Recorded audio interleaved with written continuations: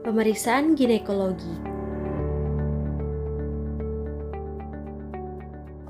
Pertama, menyapa pasien dengan ramah dan memperkenalkan diri. Kemudian menanyakan tujuan kedatangan pasien, setelah itu melakukan anamnesis kepada pasien berupa menanyakan identitas dan keluhan utama pasien. Kemudian menanyakan riwayat kesehatan reproduksi berupa tanggal haid terakhir, lama haid, pola perdarahan haid, riwayat paritas, dan riwayat persalinan terakhir, riwayat kehamilan ektopik, riwayat nyeri yang hebat setiap haid, riwayat anemia yang berat, riwayat infeksi sistem genitalia, riwayat penyakit menular seksual, riwayat infeksi panggul, riwayat berganti-ganti pasangan, dan riwayat menderita kanker serviks. Serta ditanyakan juga riwayat penggunaan obat-obatan dan kontrasepsi, riwayat penyakit dahulu, dan riwayat penyakit keluarga. Setelah itu, kita memberikan penjelasan mengenai prosedur pemeriksaan kepada pasien. Ibu, pada saat ini kami akan melakukan pemeriksaan ginekologi untuk mengetahui apakah ada kelainan pada organ reproduksi ibu. Pemeriksaan ini dapat menimbulkan perasaan tidak nyaman, tetapi tidak membahayakan. Kemudian tanyakan kesediaan ibu untuk diperiksa. Lalu minta pasien untuk mengosongkan kandung kemih dan mencuci area genitalia dengan air mengalir dan sabun. Setelah itu melepaskan celana dan berbaring di meja ginekologi. Selanjutnya siapkan alat dan bahan yang akan digunakan, yaitu spekulum cucur bebek, rintang, kapas, larutan antiseptik, gel, handskun steril, apron, dan piala ginjal sebagai wadah untuk alat bekas pakai.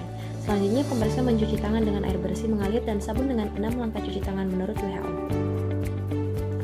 Selanjutnya, palpasi daerah perut, apakah ada nyeri, benjolan, atau kelainan lainnya di daerah suprapubik. Lalu, ambil kain penutup dan kenakan pada pasien untuk pemeriksaan panggul. Kemudian, pemeriksa menggunakan handskun steril sebelum pemeriksaan ginekologi dilakukan. Kemudian, atur arah sumber cahaya dan inspeksi pada daerah genitalia eksterna, apakah ada kulit, massa, atau discharge pada vagina, tanda-tanda radang, jaringan fibrotik, maupun visura. Kemudian lakukan toilet vulva dari depan ke belakang, dari labia mayor kanan ke labia mayor kiri, dan pada bagian tengah. Kemudian palpasi penyelesaian Bartolini pada arah jam 5 atau jam 7 untuk menentukan apakah ada massa kistik, bengkak, tanda radang, nyeri, atau bukan.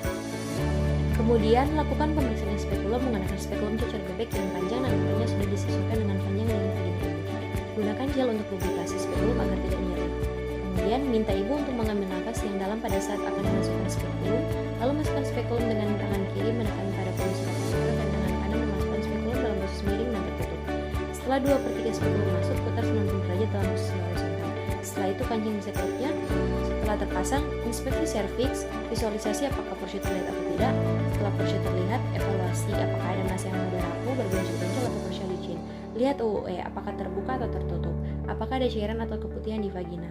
Bila ada lendir, eksudat, atau darah dapat dibersihkan agar visualisasi porsio dapat terlihat dengan jelas. Setelah itu, keluarkan spekulum dengan hati-hati dengan mengendurkan sekrup yang terkunci. Lalu letakkan kembali ke tempat semula dengan tidak menyentuh pada peralatan lain yang belum digunakan.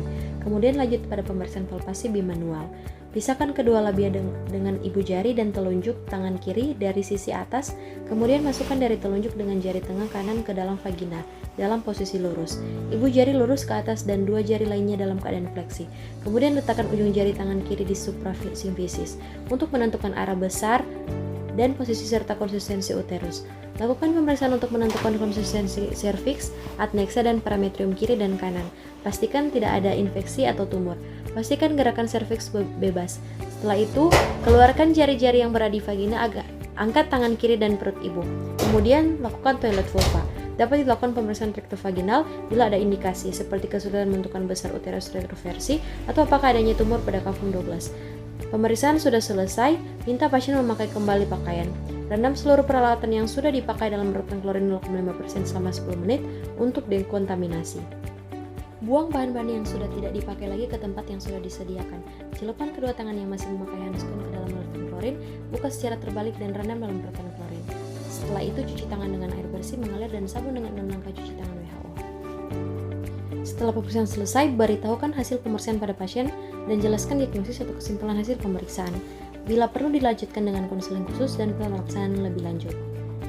Terima kasih.